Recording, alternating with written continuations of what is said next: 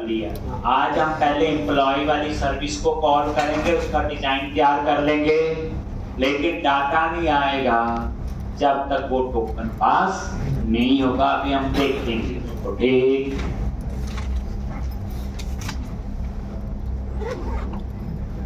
जैसे एम्प्लॉय कहता लॉगिन करो, पहले आपने लॉगिन किया,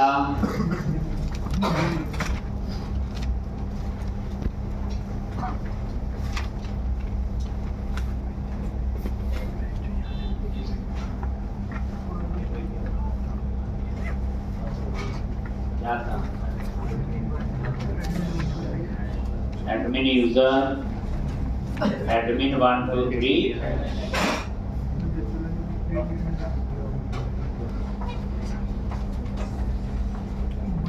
जैसे बैकएंड रन हो गया,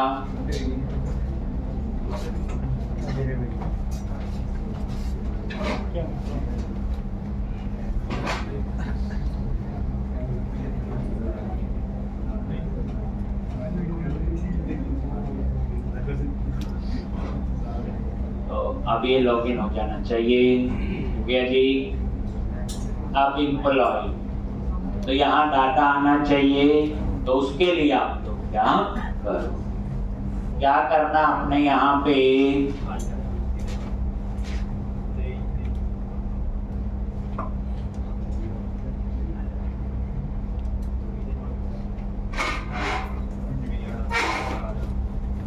तो उसके लिए सबसे पहले एम्प्लॉय मॉडल जो हम लोग ऑलरेडी बना चुके हैं, ये देखोगे employee.ts बना लिया था।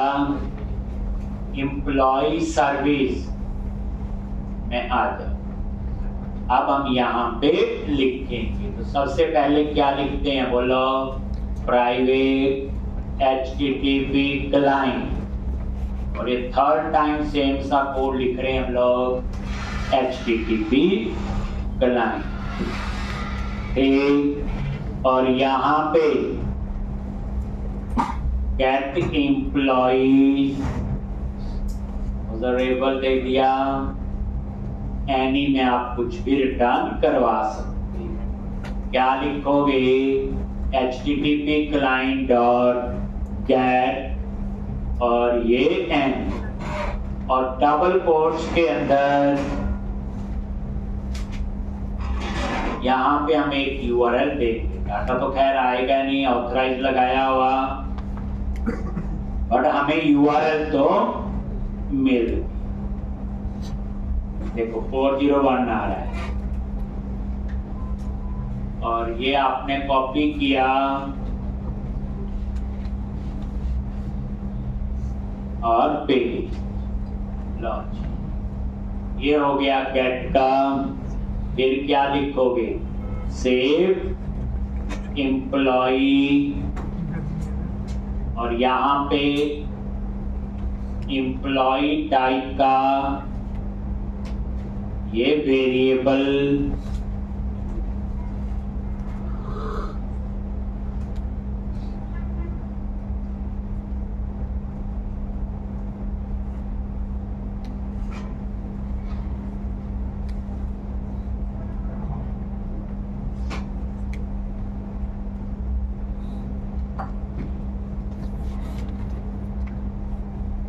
return HTTP client dot host,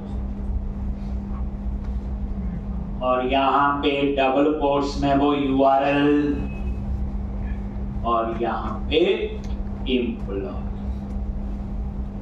तो ये हो गया किसका, सेव का, ये सर्विस, और यहाँ पे अपडेट और ये अपडेट, एक, और लास्ट क्या आपका डिलीट। तो यहाँ पे डिलीट एम्प्लॉई, और यहाँ पे क्या पास करेंगे, ID, डाटा टाइप नंबर, यहाँ पे डिलीट, और यहाँ पे क्या पास करना है, /id।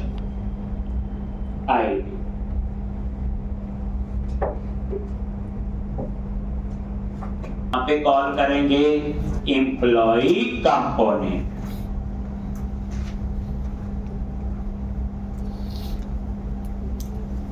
ये तो करवाया हुआ पहले, एक कोई इसमें नया नहीं। अब एम्प्लॉय कंपोनेंट पे जाओ,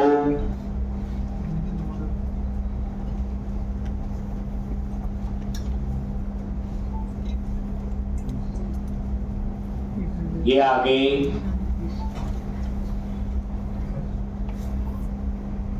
लॉन्च,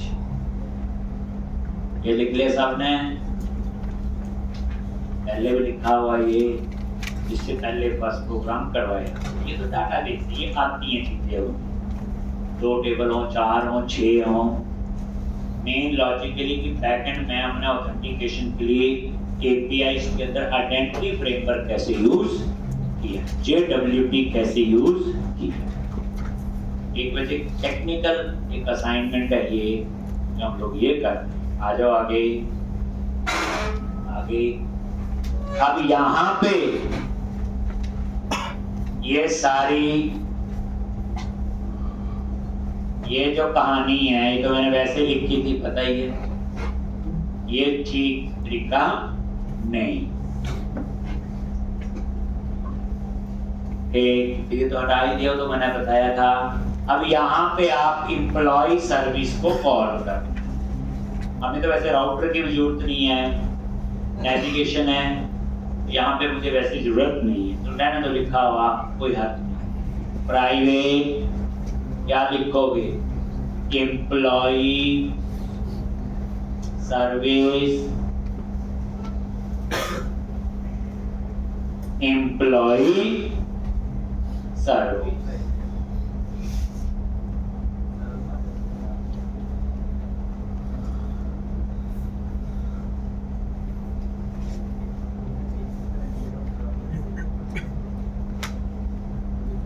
अब हम लोग यहाँ पे सबसे पहले बनाएंगे गेट ऑफ, एक फंक्शन बनाया, और यहाँ ना बच्चे ऊपर वेरिएबल भी थी, वही याद है। इसके लिए एम्प्लॉइज लिस्ट, और यहाँ पे ये क्या बनाएगा, एम्प्लॉय का एरे। फिर एक ले लो न्यू एम्प्लॉय, और इजिकल टू न्यू एम्प्लॉय एक, और ऐसे एक और इसके लिए। ये सारा किया, एडिट एम्प्लॉय एक,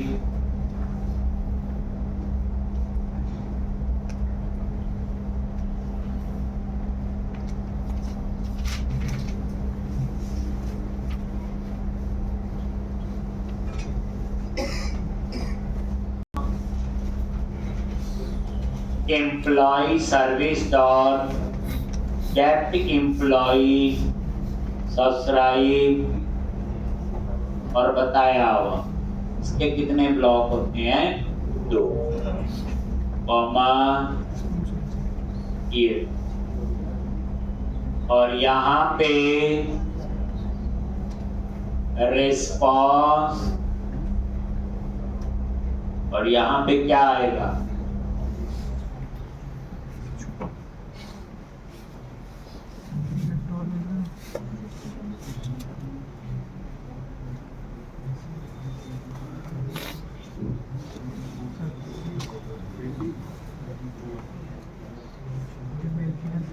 और एम्प्लॉइज लिस्ट और रिस्पॉन्स, और यहाँ पे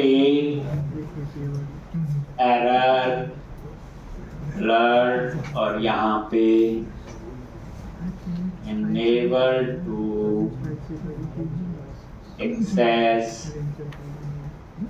API कुछ भी आप ऐसे मैसेज दे सकते हैं।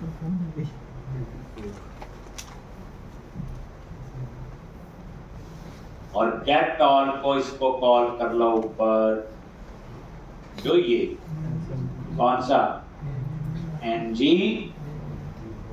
ऑन इट, तो ये अपने आप कॉल हो। एक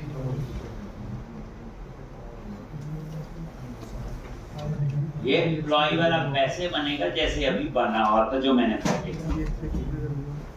अब देखते हैं, जैसे एम्प्लॉय कंपोनेंट पे आएगा तो गेट कॉल अपने आप कॉल होगा, कोई एरर होगी तो वो बता दे। Unable to access API, क्या रीजन हो सकता है? इंस्पेक्ट में देख लेते हैं और कंसोल, यहां तो नहीं दे रहा है, क्या एरर है ये? समझ गए होंगे ये टोकन की कहानी। एक नहीं एक्सेस हुआ डाटा, तो आप एक काम करो, हमें तो अभी पहले एक बार टेस्ट तो कर लेना, ठीक है? तो एक काम करते हैं, बैकएंड में जाके एक थोड़ी देर के लिए ऑथराइज हटा देते हैं, कमेंट बना देते हैं। मतलब कहने का ये है, कंट्रोलर में गए, एम्प्लॉय कंट्रोलर पे जो ऑथराइज,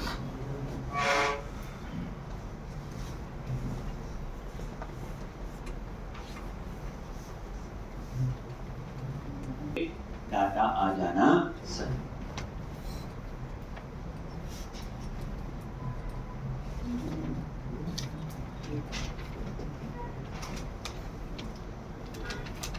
तो अब आप ये देखो, एम्प्लॉय पे गए तो आपको मैसेज नहीं है, तो इसका मतलब एम्प्लॉय लिस्ट में डाटा आ गया। अब ये डाटा आपने डिस्प्ले करना है तो क्या करोगे? इसके HTML में जाओगी और वहां पे लूप लगाओ।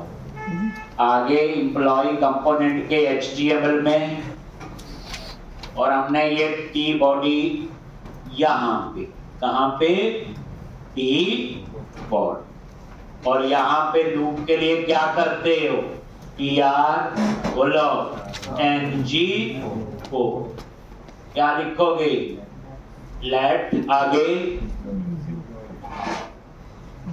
एक एक एम्प्लॉय का डेटा आएगा, ऑफ कहां से? जो हमारा ये वेरिएबल है एम्प्लॉय लिस्ट, और उसके अंदर टीडी में double curly bracket employ dot name, address, salary, यहाँ पे एड्रेस, सैलरी, और यहाँ पे दो बटन एडिट और डिलीट के क्या लिखेंगे? बटन क्लास btn -info, और क्लिक में कहा जाना है? डेटा टारगेट एक मॉडल होगा जिसका नाम रखेंगे एडिट मॉडल, और डेटा टोगल लिख दिया मॉडल, और इसके बीच में क्या अप्लाई कर दी? Font mason FAF-F। इसी तरह से बटन क्लास btn -danger एक, और यहाँ पे फॉन्ट मेसन क्लास FAFA क्या रैश, ऐसे आता है। एक बार डिजाइन में नजर मार लो, वो देखो एक ही रिकॉर्ड होगा। बीच में थोड़ा सा गैप चाहिए, तो यहाँ पे मार्जिन दे दिया, 1 लग रहा है। लो, तो इसका मतलब है कि अगर मैं ऑथराइज लगा दूंगा तो डाटा नहीं है, चाहे आप लॉगिन भी कर, वो कहानी बाद में आएगी, पहले इतना।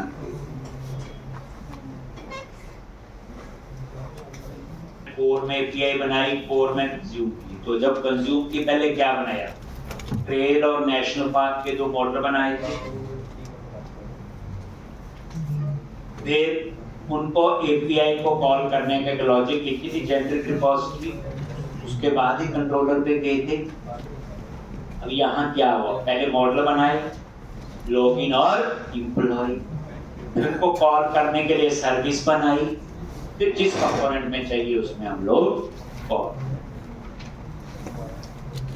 डाटा आ रहा है उस चीज का आपको ध्यान रखना होता है कि जो एपीआई आपका डाटा आ रहा है वो जेएसएन में आ रहा है कि नहीं आ रहा है।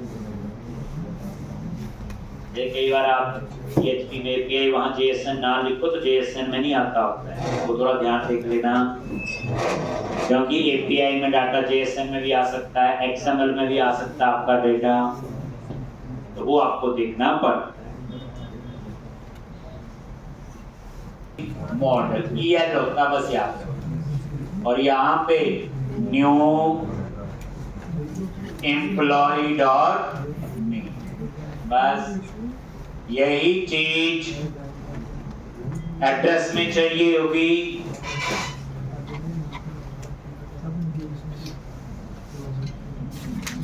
यही चीज यहाँ पे एड्रेस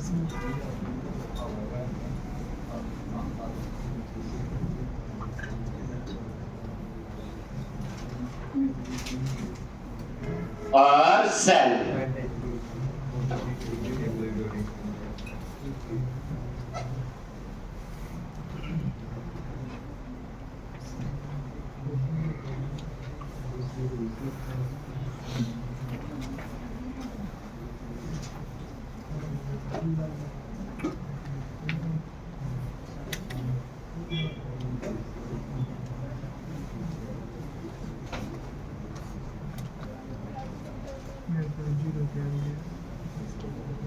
कोई एरर नहीं। ठीक, अब क्या करो, सेव के बटन पे आ, यही है, तो क्या लिखोगे, क्लिक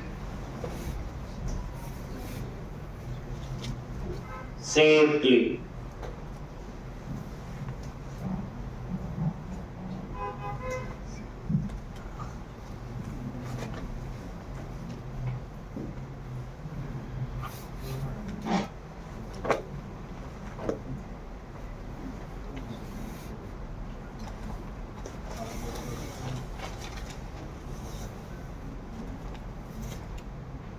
सेव क्लिक हमने कहां बनाना है, component, employ dot component dot PS, ठीक है जी।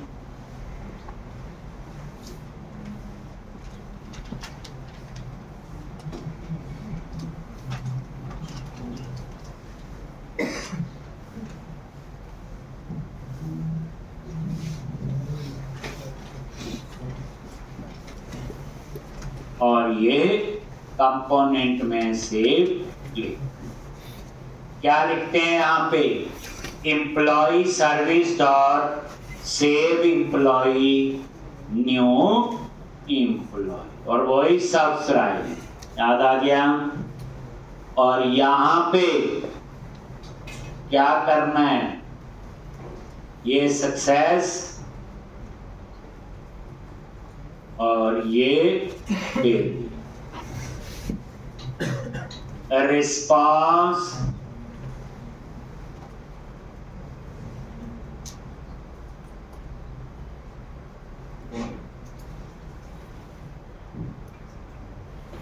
सेव होने के बाद किसको कॉल करना है, गेट ऑल, और टेक्स्ट बॉक्स खाली हो जाने चाहिए। लॉजिक नेम, एड्रेस और सैलरी। और यहां पे एरर, कोई प्रॉब्लम है तो ये मैसेज दे। रिकॉर्ड एड्रेस, सैलरी, सेव और ये डिस्प्ले हो। एक और टेक्स्ट बॉक्स खाली हो गए, एड्रेस और सेल। अब उसके बाद फिर होगा आपका एडिट।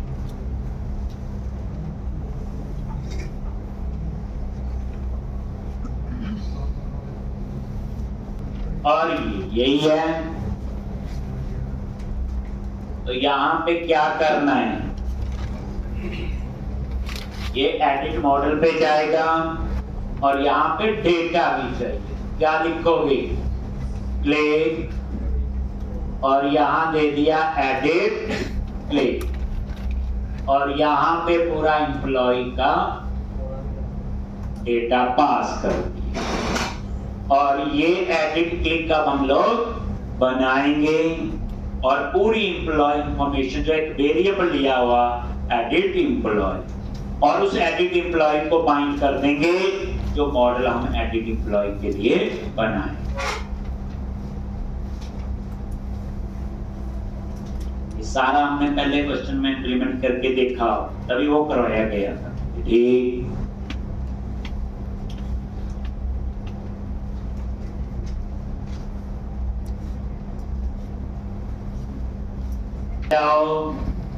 कंपोनेंट में आगे अब हम यहां बनाएंगे एडिट क्लिक, और एम्प में आपका क्या आ जाएगा, पूरा डेटा। और इसको आप कहां डाल दो, एडिट एम्प्लॉय। बस अब आप लोग जो दूसरा मॉडल होगा उसमें हम फाइंड करेंगे एडिट। जैसे न्यू एम्प्लॉय को फाइंड किया वैसे ही हम एडिट एम्प्लॉय।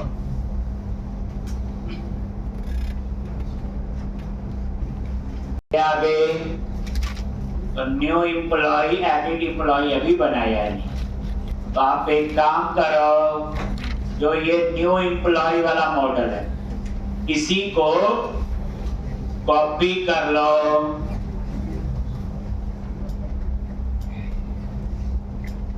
और पेस्ट कर दिया। बस न्यू मॉडल की जगह नेम चेंज कर दिया, इसका क्या, एडिट मॉडल एक किए।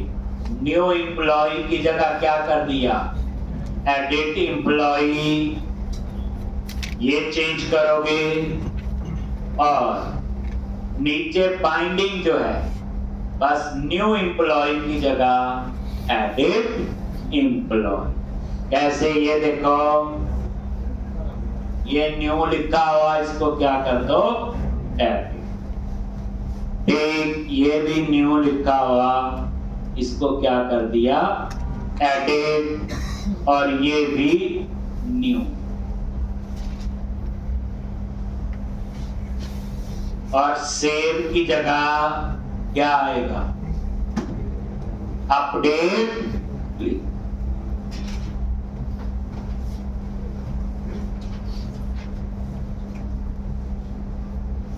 क्लिक,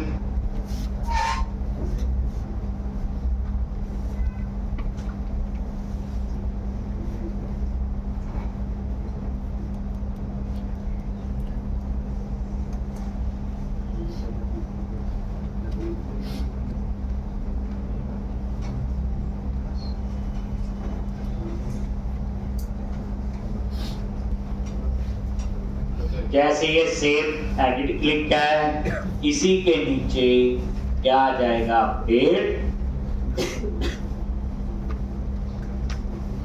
और यहां पे क्या लिखना है, employee service dot update employee, और इसमें पास कर दिया। और ये सारी कहानी सेव,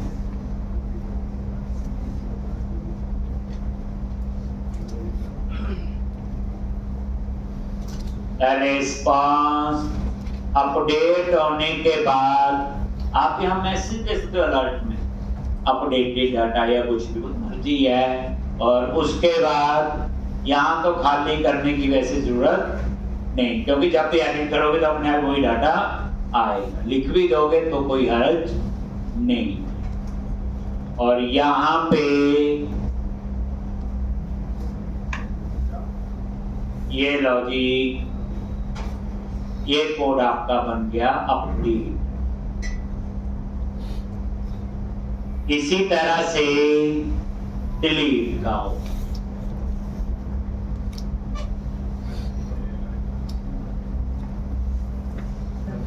एक जैसे देखो एडिट पे क्लिक किया, नहीं है, क्या हो, क्या गलती होगी?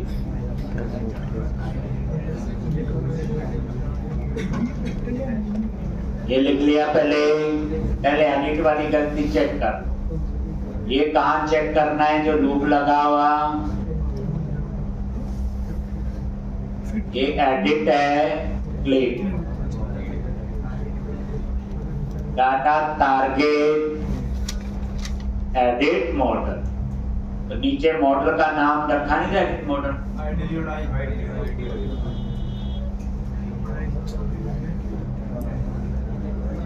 ये आईडी है तो सी हाँ ऊपर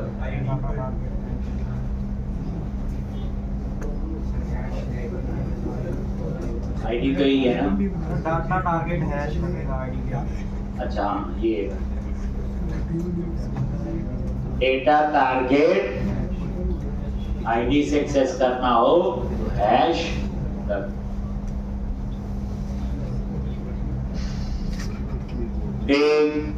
ये देखो कोई भी आप एडिट कर लो, चेंज करना है, ये देखो सेव, और ये चेंज हो गया, रिफ्रेश। अब रह गया आपका डिलीट। तो डिलीट का कोड कहाँ लिखेंगे? यही डिलीट का बटन है, और क्या करोगे? क्लिक, और यहाँ पे नेम दे दिया डिलीट प्लेस, और यहाँ पे पास करेंगे employee.id, और ये हम लोग बनाएंगे, और यहाँ पे हम अपनी सर्विस को कॉल करेंगे। सर्विस किसको कॉल कर रहा है? वो API।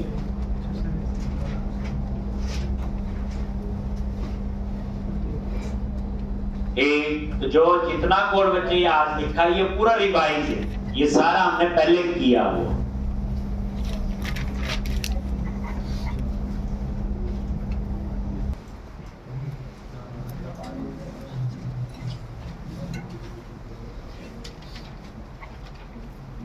और यहाँ पे एडिट क्लिक, और आईडी आपका क्या होगा? पैरामीटर। सबसे पहले मैसेज देना है, क्या लिखते हैं? Window dot confirm. आप इसकी जगह क्या यूज कर रहे हो? Sweet alert. एक याद है, वांट टू डिलीट डेटा। अगर आंसर में क्या आया? फॉल्स, नॉट लगा दिया, तो फिर यहीं से बाहर हो जाएगा, नीचे का कोड नहीं। एक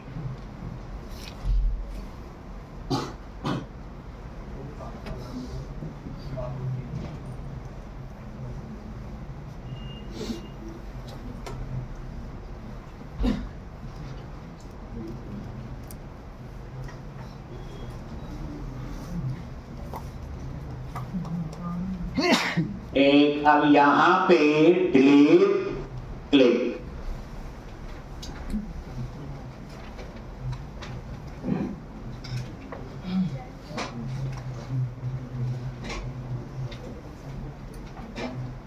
एक, और यहां पे employee service dot delete employee ID parameter.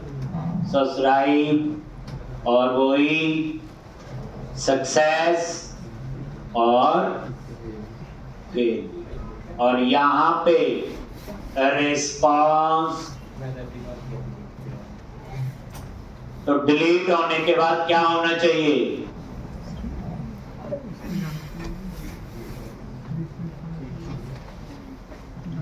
क्या होना चाहिए डिलीट होने के बाद? गेट ऑफ और यहाँ पे एरर, और ये मैसेज आप लोग देख।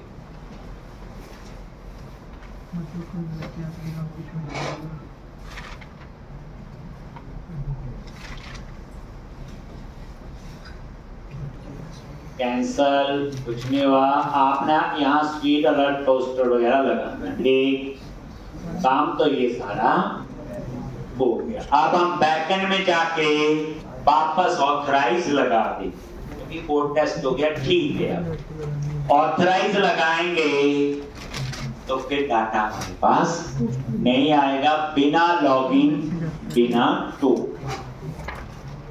असली कहानी तो आपकी वो।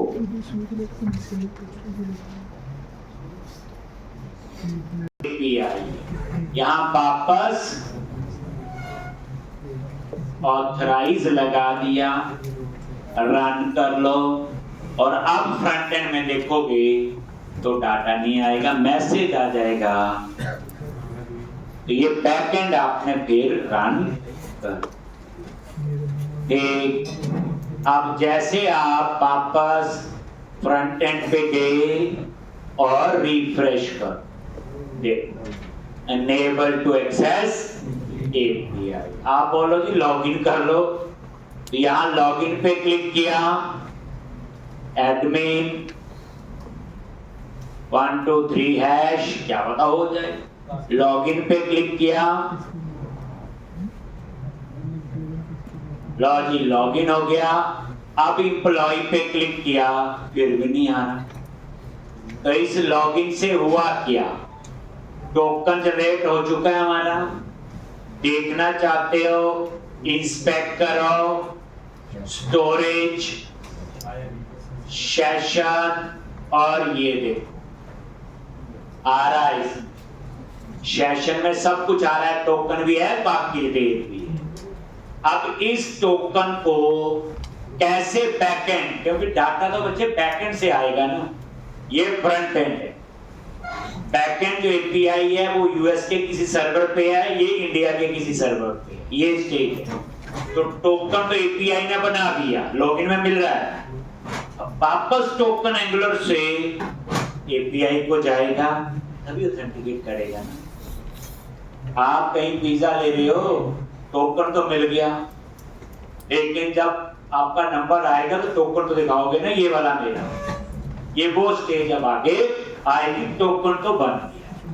तो कल ये इंटरेस्टिंग होगा, कल हम लोग ये सारा